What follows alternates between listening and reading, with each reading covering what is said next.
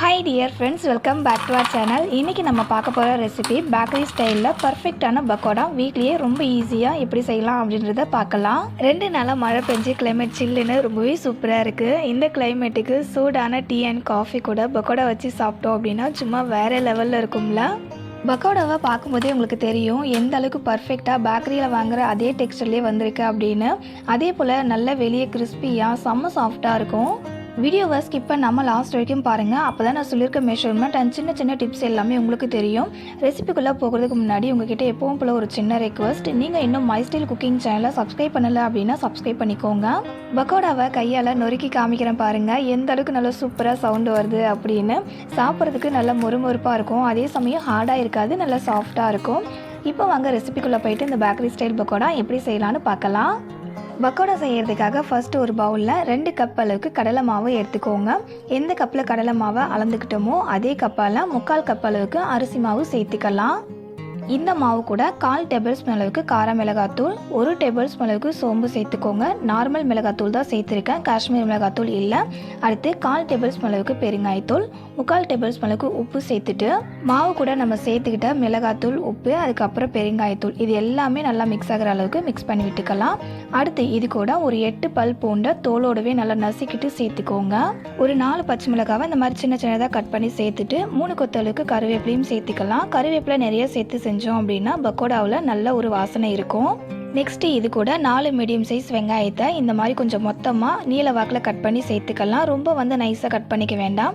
வெங்காயத்தை மாவு கூட சேர்த்துட்டு ஃபர்ஸ்ட் வெங்காயத்தை நல்லா இந்த மாதிரி உடச்சி விட்டுக்கலாம். வெங்காயம் இந்த மாதிரி நல்லா தனித்தனியாக பிரிஞ்சு வந்ததுக்கு அப்புறமா இப்போது இந்த கடலை மாவு கூட இந்த வெங்காயத்தை மிக்ஸ் ஆகிற அளவுக்கு மிக்ஸ் பண்ணி விட்டுக்கோங்க.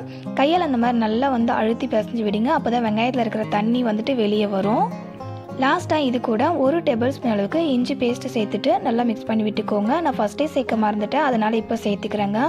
நம்ம எடுத்துக்கிற கடலை மாவுக்கு கரெக்டான அளவில் அரிசி மாவு எடுத்துக்கிட்டோம் அப்படின்னா பேக்கரியில் வாங்குவோம்ல அதே மாதிரி வீட்டில் பக்கோடா ரொம்ப ஈஸியாக செஞ்சிடலாம். கடலை மாவையும் வெங்காயத்தையும் நல்லா பசஞ்சு விட்டதுக்கு அப்புறமா பாருங்கள், வெங்காயத்துலேருந்து ஓரளவுக்கு தான் தண்ணி வெளியே வந்திருக்கு. இப்போ இந்த மாவில் தண்ணி பத்தாது, அதனால் கையில் கொஞ்சமாக அந்த மாதிரி தண்ணி சேர்த்துட்டு மாவில் தெளிச்சு விட்டு மாவை பசஞ்சிக்கலாம். எடுத்ததுமே மாவில் நிறைய தண்ணி சேர்த்து பசஞ்சிடாதீங்க, அப்புறம் பக்கோடா கரெக்டாக செய்ய முடியாது. கொஞ்சம் கொஞ்சமாக கையில் இந்த மாதிரி தண்ணி சேர்த்து மாவில் தெளிச்சு விட்டு தான் மாவை பசஞ்சிக்கணும். மாவில் கொஞ்சம் கொஞ்சமாக தண்ணி சேர்த்து பசஞ்சு விட்டதுக்கு அப்புறமா பாருங்கள் மாவோடைய டெக்ஸ்சர் எப்படி இருக்குது அப்படின்னு. இந்த அளவுக்கு மாவு நல்லா கெட்டியாக இருக்கணும். இந்த மாதிரி பசஞ்சிக்கோங்க. மாவை கையில் எடுத்து இந்த மாதிரி பக்கோடா மாதிரி உதிர்த்து விட்டீங்க அப்படின்னா பக்கோடா மாதிரி விழுது பாருங்கள். இந்த அளவுக்கு இருக்கணும் மாவோடைய கன்சிஸ்டன்சி. அதே போல் நம்ம கொஞ்சமாக மாவு எடுத்து உருண்டை பிடிச்சி பார்த்தீங்க அப்படின்னா உருண்டை பிடிக்கிறதுக்கும் வரணும். இதுதான் பக்கோடா மாவுக்கான கரெக்டான கன்சிஸ்டன்சி. இந்த மாதிரி நீங்கள் ஒரு முறை பக்கோடா செஞ்சு பாருங்கள். கரெக்டாக நீங்கள் பேக்கரியில் வாங்குற போலவே அதே மாதிரி வீட்லேயுமே ரொம்ப சூப்பராக வரும். அடுத்து பக்கோடா பொரிச்சு எடுக்கிறதுக்கு ஸ்டவ் ஆன் பண்ணிவிட்டு ஒரு வானல் வச்சுட்டு வானலில் பக்கோடா பொரிக்கிறதுக்கு தேவையான அளவுக்கு எண்ணெய் சேர்த்துட்டு எண்ணெயை சூடு பண்ணிக்கலாம். எண்ணெய் சூடாயிடுச்சான்னு பார்க்குறதுக்காக கொஞ்சமாக பக்கோடா மாவு எடுத்து எண்ணெயில் போட்டிங்க அப்படின்னா பக்கோடா மாவை எண்ணெயில் போட்டதுமே அந்த மாவை சுற்றி நல்லா பபுள்ஸ் மேலே எழும்பி வருது பாருங்கள். இந்த அளவுக்கு எண்ணெய் சூடாகி இருக்கணும். இந்த அளவுக்கு எண்ணெயை சூடு பண்ணிவிட்டு ஸ்டவ்வை மீடியம் ஃப்ளேமில் வச்சுக்கோங்க. அடுத்து நம்ம ரெடி பண்ணி வச்சுருக்க பக்கோடா மாவை எடுத்து இந்த மாதிரி கட்டை விரலால் மாவை கட் பண்ணி விட்டீங்க அப்படின்னாலவே பக்கோடா ஷேப்க்கு அந்த மாவு எண்ணெயில் விழுந்துடும். மாவை எண்ணெயில் சேர்த்த உடனே மாவை திருப்பி விடக்கூடாது. ஒரு 3-4 நிமிஷத்துக்கு அப்படியே அந்த பக்கோடா மாவு எண்ணெயில் வேக விட்டுடலாம். அதுக்கப்புறமா நம்ம அந்த பக்கோடா மாவு திருப்பி போட்டுடலாம். பக்கோடா மாவை எண்ணெயில் பொரிச்சு எடுக்கும்போது ஸ்டவ்வை மீடியம் ஃப்ளேமில் வச்சு பொரிச்சிங்க அப்படின்னா பக்கோடா நல்லா வெந்து வரும். ஹை ஃப்ளேமில் வச்சு பொரிச்சிங்க அப்படின்னா வெளியே மட்டும் கலர் சேஞ்ச் ஆகிடும், பக்கோடா வேகாமல் அப்படியே இருக்கும். அதனால் ஸ்டவ்வை மீடியம் ஃப்ளேம்லேயே வச்சுட்டு பக்கோடாவை பொரிச்சு எடுத்துக்கலாம். 3 to 4 மினிட்ஸ்க்கு அப்புறமா பாருங்கள், பக்கோடா மாவை எண்ணெயில் சேர்க்கும் போது அந்த மாவு சுற்றி எவ்வளோ பபுள்ஸ் இருந்துச்சு. ஆனால் இப்போ ஓரளவுக்கு அந்த பபுள்ஸ்லாம் குறைஞ்சி வந்திருக்கு. இப்போ பக்கோடா மாவை திருப்பி போட்டு வேக வச்சுக்கலாம். பக்கோடா வெந்திருக்கான்னு எப்படி தெரிஞ்சுக்கிறது அப்படின்னா பக்கோடா வெந்ததுக்கு அப்புறமா இந்த மாவை சுற்றி பபுள்ஸ் இருக்குல்ல, அந்த பபுள்ஸ்லாம் கொஞ்சம் கூட இருக்காது. அப்போ நீங்கள் தெரிஞ்சுக்கலாம் பக்கோடா வெந்திருக்கு அப்படின்னு. இப்போ பக்கோடாவுடைய கலரையும் அதோடைய டெக்ஸ்சரையும் பாருங்கள், எந்த அளவுக்கு பர்ஃபெக்டாக அப்படியே நம்ம பேக்கரியில் வாங்குற போலவே பக்கோடாவுடைய டெக்ஸ்சர் இருக்குது அப்படின்னு. இதோடைய கலர் இன்னுமே நல்லா சேஞ்ச் ஆகி வேகட்டும், அதுக்கப்புறமா நம்ம எண்ணெயிலேருந்து எடுத்துக்கலாம். இப்போ பாருங்கள் பக்கோடாவுடைய கலர் எந்த அளவுக்கு நல்லா சூப்பராக சேஞ்ச் ஆகி வந்திருக்கு அப்படின்னு. இப்போ இந்த பக்கோடாவை எண்ணெயிலேருந்து எடுத்துடலாம். எண்ணெயிலேருந்து எடுக்கும் போதே உங்களுக்கு தெரியும் எந்த அளவுக்கு கரெக்டான ஒரு டெக்ஸ்சர் அண்ட் கலரில் அந்த பக்கோடா இருக்குது அப்படின்னு. அதே போல் பக்கோடாவை எண்ணெயிலேருந்து எடுத்ததுமே அந்த அளவுக்கு பக்கோடா கிறிஸ்பியாக இருக்கும். பக்கோடாவை நான் லைட்டாக ஷேக் கட் பண்ணி காமிக்கிறேன் பாருங்கள். அதுலேருந்து வர சவுண்டுலேயே உங்களுக்கு தெரியும் எந்த அளவுக்கு நல்லா கிறிஸ்பியாக இருக்குது அப்படின்னு. ஃப்ரெண்ட்ஸ், ஏற்கனவே நம்ம சேனலில் பருப்பு வடை, மெது வடை, அதுக்கப்புறம் பஜ்ஜி இது எல்லாமே பர்ஃபெக்டாக செய்கிறதுக்கு நிறைய டிப்ஸோட வீடியோ அப்லோட் பண்ணியிருக்கேன். அந்த ரெசிபியோட லிங்க் எல்லாத்தையுமே டிஸ்கிரிப்ஷனில் தரேன். கண்டிப்பாக செக் பண்ணி பாருங்கள், உங்களுக்கு ரொம்பவே யூஸ்ஃபுல்லாக இருக்கும்.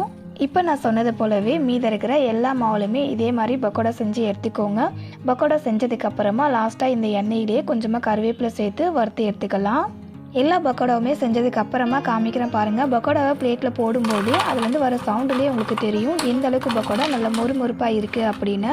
ஈவினிங்கில் டீ அண்ட் காஃபி கூட இந்த மாதிரி பக்கோடா செஞ்சு கொடுங்க. இன்னுமே ரொம்ப ஸ்பெஷலான ஈவினிங்காக இருக்கும். கண்டிப்பாக ட்ரை பண்ணி பாருங்கள். ட்ரை பண்ணி பார்த்துட்டு உங்களுடைய ஃபீட்பேக்கை மறக்காமல் என் கூட ஷேர் பண்ணிக்கோங்க.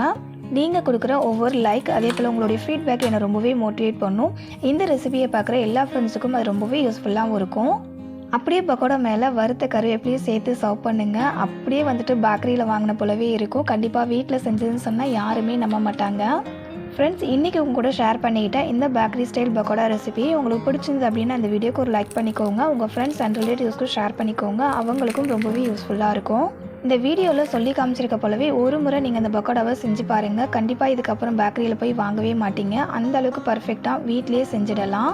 ஃப்ரெண்ட்ஸ், இந்த மாதிரியான யூஸ்ஃபுல்லான அண்ட் இன்ட்ரெஸ்டிங்கான ரெசிபிஸ் பார்க்குறதுக்கு மை ஸ்டைல் குக்கிங் சேனலை சப்ஸ்கிரைப் பண்ணிக்கோங்க. இதே போல் ஒரு சூப்பரான அண்ட் இன்ட்ரெஸ்டிங்கான ஒரு ரெசிபியோட நெக்ஸ்ட் ஒரு வீடியோவில் மீட் பண்ணலாம். ஃப்ரெண்ட்ஸ், தேங்க்ஸ் ஃபார் வாட்சிங்.